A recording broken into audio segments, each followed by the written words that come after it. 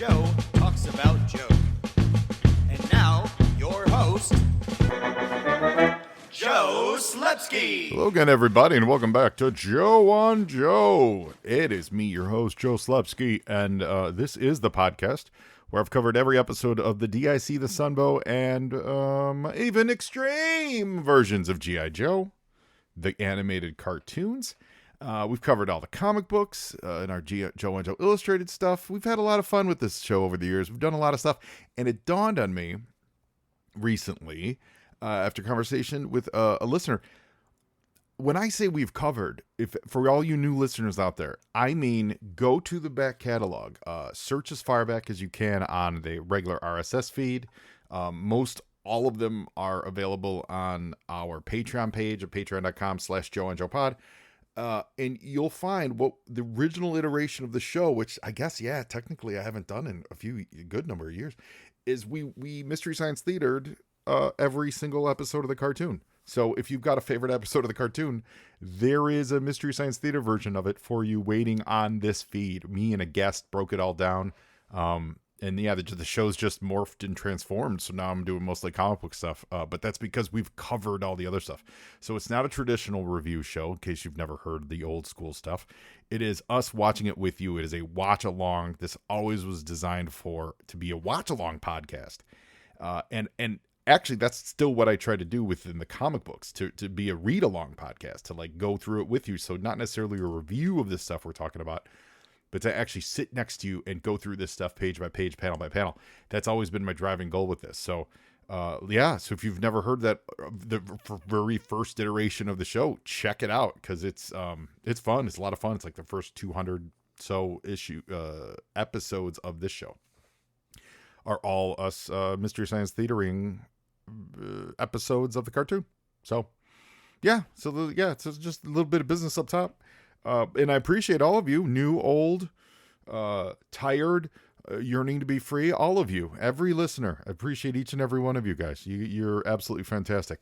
And if you want to reach out and tell me you don't appreciate me, you can find me on social media at Joe and Joe Pod. That's on Facebook, Twitter, and Instagram. We talked about the Patreon. We've got a bunch of stuff up there. And you can send me an email to joeandjoepod@gmail.com. Now, that's important because, one, I love saying hi. And two, if you want to be a guest on the show, we have these You on Joe segments. Please reach out. Let's get you on the show. It's very easy. And it's very fun to do. So a nice lighthearted conversation about your favorite thing about G.I. Joe. And yeah, reach out. Let's make it happen. So this week, we're back for part 2 of the Action Force Annual. There's going to be 3 parts because there is an original comic book in here, but we're going to save that for third, even though it's in the middle of the book, because we're going to finish up that prose story, which, of course, I don't remember the name of it right now. Oh, it's Action of the Tiger, because we're talking about Tiger Force. So before we get into that, I first want to talk about our wonderful sponsors, the Movies in a Meal podcast. In the beginning of time, the smallest organism gained sentience and thought to itself, I really need a good meal. Then, a bunch of other stuff happened, and finally the Lumiere brothers started showing movies in France. This was all the inspiration that fellow broadcasters Brad, Keith, and Ben needed to combine these two primal needs into the Movies in a Meal podcast. The Movies in a Meal is one of the most casual and relaxing film talk podcasts you could ever listen to. These 3 friends enjoy a good meal together while talking all about the movies. And not just reviews. They do favorite lists, comparison discussions, genre talks, anything and everything that you can think of. They've even broken their solemn promise inherent in the name and branched out into TV talk. So I love the variety of films they bring to the table. They cover new releases, classics, cult films, often in one episode. It's really a delight to listen to, and it has something for every movie fan out there to enjoy.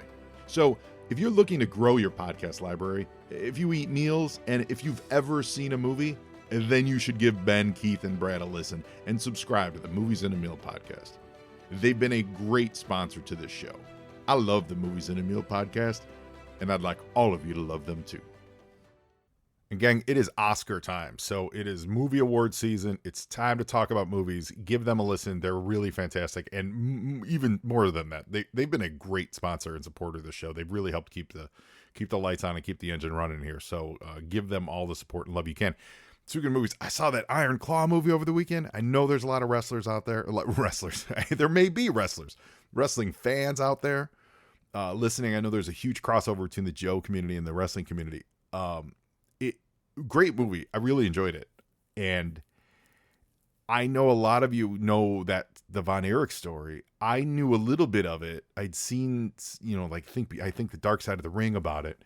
But I never grew up with them. I grew up more of a mainstream WWF guy instead of like the NWA or they were, what were they, the WCCW or something? The regional stuff. I wasn't really into that when I was a kid. So, man, that movie really dramatizes it, and it really brings it home. Wow, what a heartbreaker of a story that is. If you have any like old school wrestling connection in your heart, or you used to watch it when you were a kid, or even if you haven't heard of them, it takes place in and around that wrestling scene from the late 70s, early 80s, and through the very early 90s. Man, they took dramatic liberty at times, sure, but it's not a feel good. Let's just put it that way. It's not a feel good story. But I did enjoy it. I really did enjoy it. Zac Efron did a great job, and then that kid from, I'm sorry, I can't remember his name, the kid from The Bear, which I love The Bear. He did a really good job. Everyone did. It's a solid movie. So go check out that Iron Claw. Speaking of Iron Claws, we're talking about Tiger Force this week, gang. Do you remember last week? The Tiger Force team was dealing with interpersonal turmoil as defined by Psych Out. They weren't getting along. They were having arguments. Duke was trying to figure out how to keep them all together. Scarlet and good old what's his name? We know his name's Ghost Rider, but good old what's his name in the story, the pilot of the stealth jet. They're being held captive, and by the it's not Mujahideen. I forget what the name of the rebel group that I was absolutely butchering the pronunciation of it last week, so I apologize. But they're being held, the Muhammad. They're holding them, and Cobra's on their way to get them, and presumably also the technology of the stealth fighter. And so Tiger Force has to go in to get them out. But Duke's run into a wall of just bickering. Boys will be boys. They're just arguing. So we're going to dig into that. Further in this annual, there's a intelligence profile on Duke. There's a nice drawing of him in his Tiger Force outfit. We also get a tactical arms compendium of the X-19 Phantom jet, the one that got shot down in the first part of the story. So these are like file cards for them. We've also got an intelligence profile on the Iron Grenadier. It's a fun drawing of him. This is just specifically Destro's Cobra or Destro's soldier. We've got this comic book, new original comic story piece of the action, which we're going to get into next week. That's all dogfighting and airplane stuff, so that's going to be a lot of fun. And we also have got an intelligence profile on Slipstream, of course, who flies the Conquest X-30. I love the X-30 Conquest. I thought that was a great toy. I remember when we talked about it on Joe and Joe. I remember there was an episode we went over, and what dawned on me is the reason it was so great is it fit perfectly into your hand. Like the way that the wings were crossed in the back made it like you could wrap your fingers and your thumb like in the back of it, and you could just hold it, and it just became like an extension of your arm. I don't know if that's how you guys held the X-30, but that's how I did. So it was like tailor made for your arm to be that plane, and just really perfect fit like a glove. Plus the inverted design was always really cool and everything. I really dug the X-30. That was a really great toy. And we get an intelligence profile on Wild Weasel. Of course, Wild Weasel. The file card that as a child made me think he actually had a speech impediment because it said he cut his teeth. I believe it was the wilds of Borneo. That is off the top of my head. I'm not looking at this profile. And the phrase cutting his teeth I had never heard before, so I thought that literally meant he had bad teeth, and that's why he wore that mask all the time. Therefore, he spoke with a speech impediment. That was my headcanon. I don't know if it was anyone else's. But but it certainly was mine. I believe until I was in my late 30s doing a podcast about G.I. Joe. Anyway, so, or in the late 30s. No, I was in my 40s when I started this thing. Ay caramba. Anywhoots, Action of the Tiger Part 2. Here we go. Friday, 9:46 hours. 9:46 hours. In Tetrad in the Jordanian desert. The crowds grew with daylight. Outlaws, tribesmen, nomads from the hills, thronging into the dead city to see this most remarkable of events. With them, in unmarked jeeps or larger ATVs, were suited men who represented a wealth of nameless entities, all alerted to the auction, all invited by the Muhammad through their gun-running contacts. All had come with the capacity to spend billions to acquire the prize. Tetrad reeked of potential money and of tension. Armed Muhammad warriors packing brand new H&K, I believe that's Heckler and Koch, right? Assault guns instead of their old Lee Enfield rifles, undoubtedly the result of several pre-sale Goodwill gifts, patrolled the walls and the crowds, watching like hawks. In the press of the crowd, 4 particularly grimy nomads shuffled forward, intent on reaching the far end of the main square where a huge canopy tent had been erected next to the stockade. "Into the lion's den," murmured Lifeline from beneath his rags. "I feel like everyone is watching us." "Psychologically induced paranoia, my friend," whispered back Psych Out. "There's an atmosphere of mistrust here. Everyone has the same uneasy feeling." "Couldn't you just shut up while we get our bearings?" hissed Outback. But the largest of the nomads waved him quiet. "That's Raptor with him, and a couple of bodyguards I can see." Duke paused. "That's traveling a little light for the Destro I know." "Destro's seldom an instigator," Psych Out ventured. "If he's here, we can be sure Cobra's not far behind. I predict his plan will be to see what develops between any other parties before taking any direct action himself. He must have reinforcements at the ready." "So let's find Cobra," said Outback. "Look, over there," said Duke hoarsely. "By that big silver all-terrain truck. It's Destro." "Blast it all," Outback spat. "Might have guessed a dealer like him wouldn't miss this show." "I'm anxious to find the stealth plane crew," said Lifeline. "Scarlet and, what's his name? The pilot. He may be hurt." "We don't even know what state the plane's in," noted Outback. "There could be nothing left except the homing beacon we're following." Duke's voice was angry and serious. "Let's improve on the things we know, then. Move on down the square. This mission's getting worse by the minute." Friday, 11:43 hours, Tetrad. The Cobra convoy rolled through the city gates like a triumphal procession. 2 big APCs and a larger canvas-hooded transporter. The crowds parted like a curtain to let the big black war machines through. Destro strode from his own vehicle and was standing in front of the leading Cobra vehicle when it rolled to a halt. "Baroness, so pleased you could join in the sale," cried Destro. "It will be a pleasure bidding against you." The Baroness scowled at him, nodding at her Crimson Guardsmen. "Dismount by the fire teams. That's my terrible Baroness. Stand easy." She turned back to Destro as her troops climbed down. "I came here with a singleness of purpose, Destro." There you go. That's terrible. "Do not get in Cobra's way." Even worse. Destro bowed graciously and turned away. Raptor stepped to his side as he walked. "The Baroness has 36 elite troopers with her," reported. Okay, that's Raptor talking like Destro. Reported Raptor, plus Wild Weasel, the Cobra pilot, undoubtedly ready to fly the stealth plane out. I did not see Storm Shadow. "The ninja has entered the city by other means," said Destro curtly.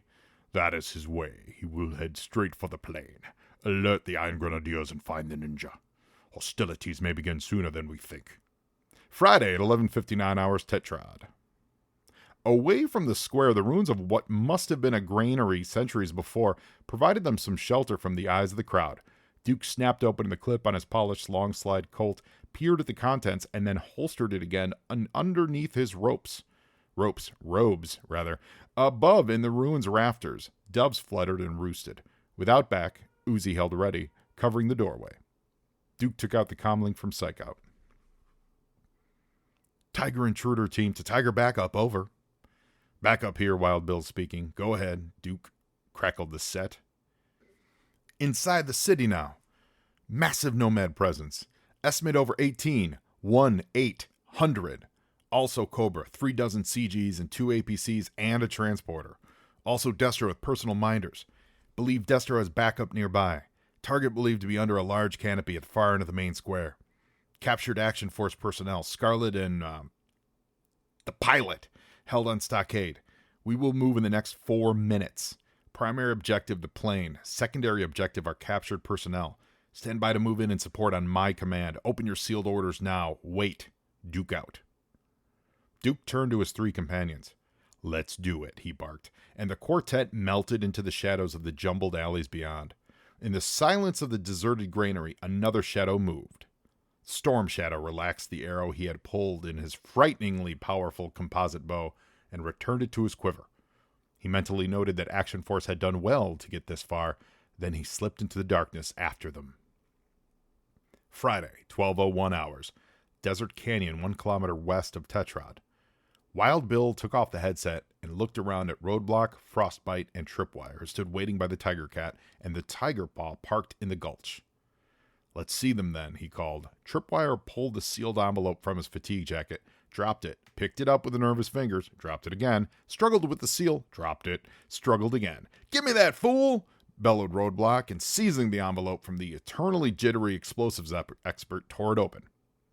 Authorization. Action of the Tiger, he read. In the event of... Oh, man, you're not going to believe this. He handed the folder to the others. Action of the Tiger, mused Wild Bill. That's Shakespeare, Henry V.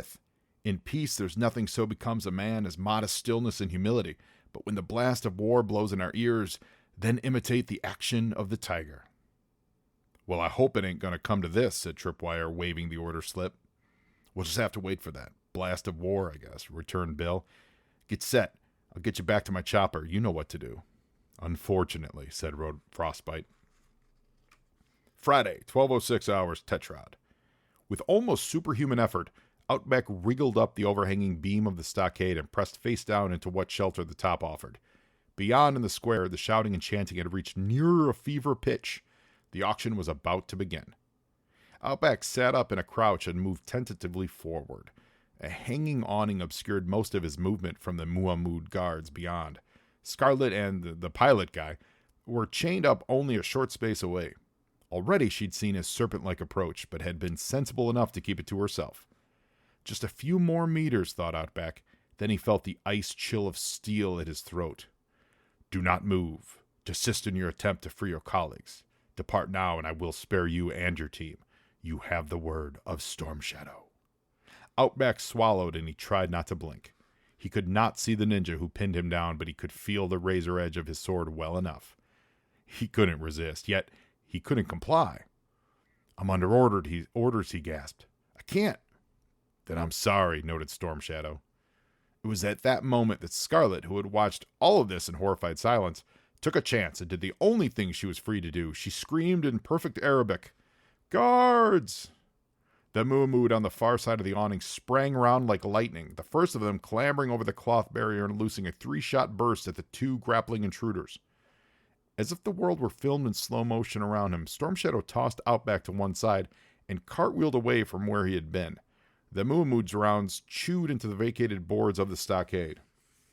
In another second, the Muamud was flying back off the stockade, dead, silenced by a single blow from Storm Shadow's fist. His fist!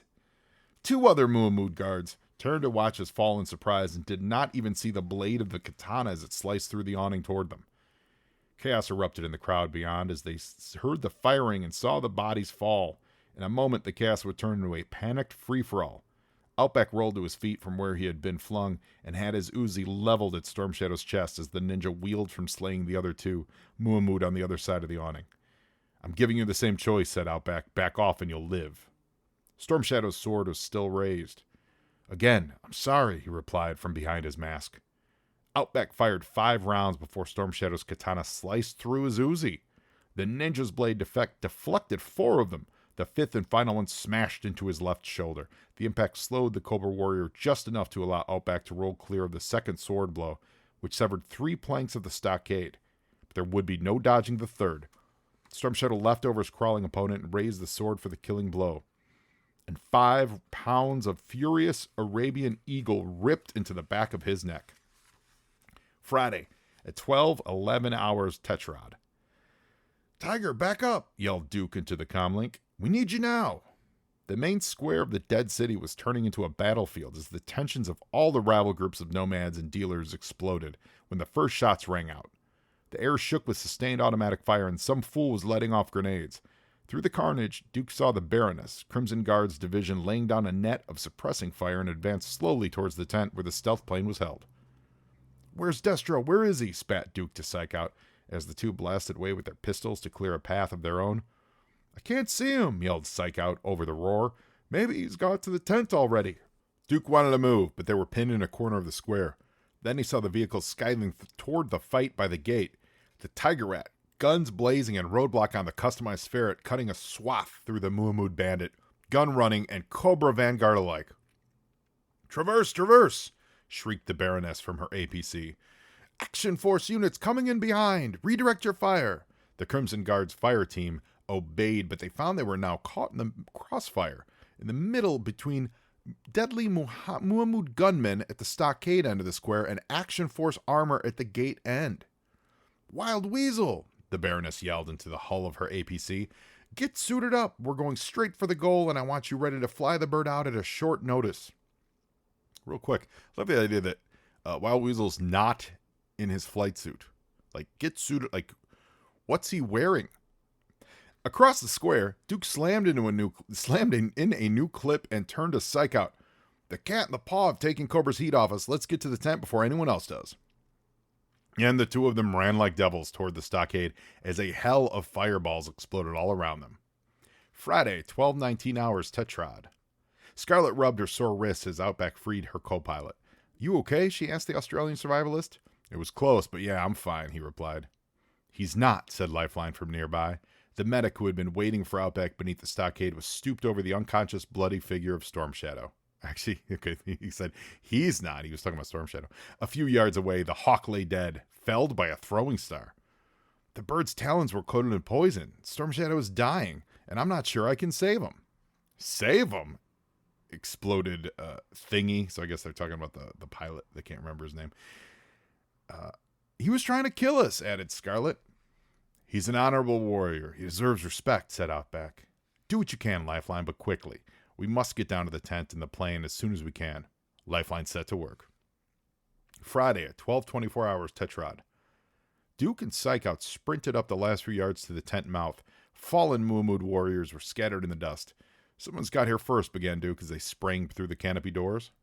Before them, in the vast tent, the battered but intact stealth plane sat at rest, but between them and it stood Destro and 24 of his fearsome Iron Grenadiers. Duke and Psych Out skidded to a halt. "A brave attempt, but you have come in second in this race." Destro glared at them. He turned to several waiting Grenadiers. "Prepare this to be towed out of here. The rest of you escort me and the prisoners back to my transport." Duke and Psych Out, hands on heads, led the group back out the tent into the war zone outside. "Well, that's it then," whispered Psych Out.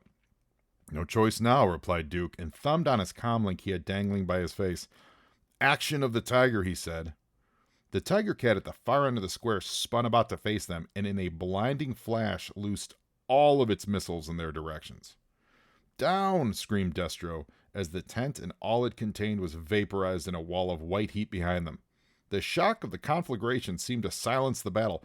All the various participants looked at the blaze in horror. Duke, Psych Out, Destro, and his men climbed back onto their feet in the glow of the fire. Duke was aware of the Baroness and a squad of Crimson Guards rushing up on their left, and of Outback, Lifeline, Scarlet, and the stealth pilot hurrying through the stunned nomads on their right.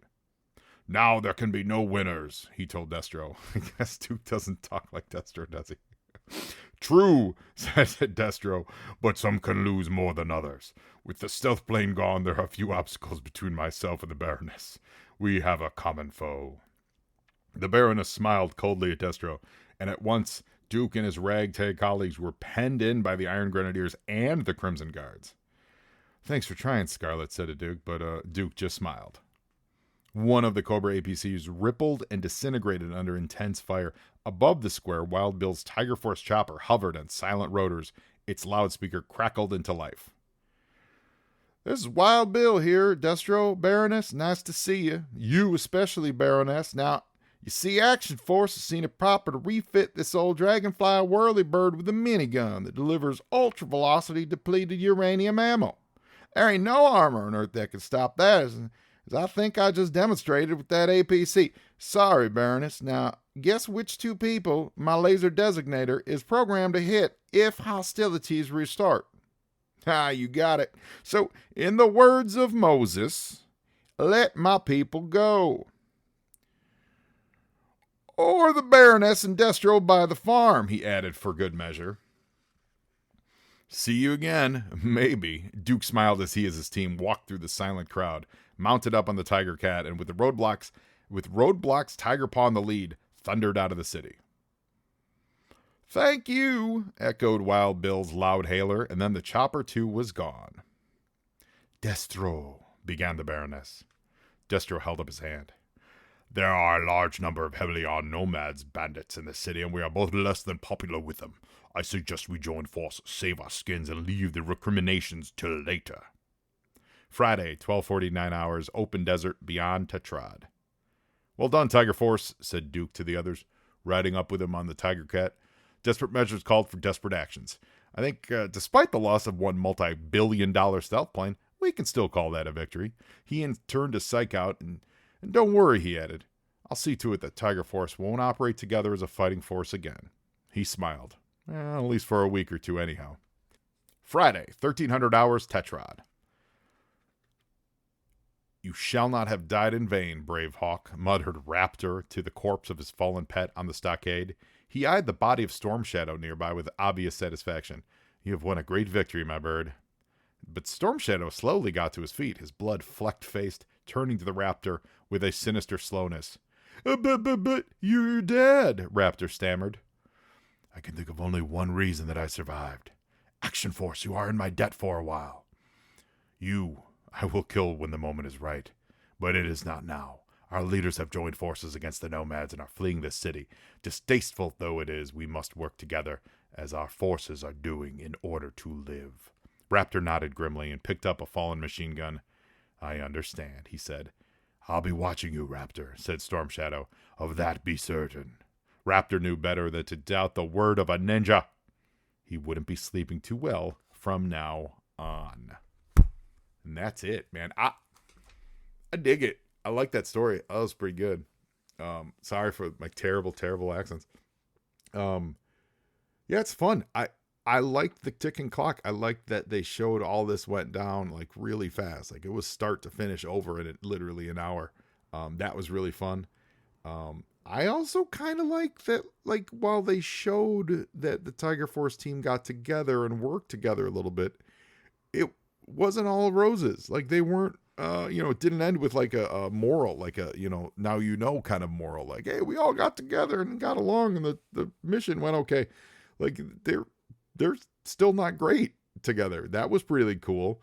And that, the mission itself wasn't a complete success. It was they had to blow up the airplane, the stealth fighter, in order to stop Cobra from getting the commands, the product, the actual technology of it. So so it was good. I liked it. That's a fun story. And the visuals are great too. They, just seeing the Tiger Force stuff in action, because we never really got a lot of that in the in the mainstream comic book stuff.